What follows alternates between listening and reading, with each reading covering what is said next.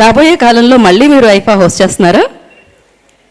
తప్పకుండా చేస్తానండి. ఇంకొక మంచి అవకాశం. మీరు అడిగిన క్వశ్చన్ వైరల్ అవ్వాలి తప్పిన మాత్రం వైరల్ ఆన్సర్ లేదు. అదే కదా, చాలా సేఫ్ కాదండి, అంటే మీరు దేని గురించి అడుగుతున్నారు నాకు అర్థమైంది కదా.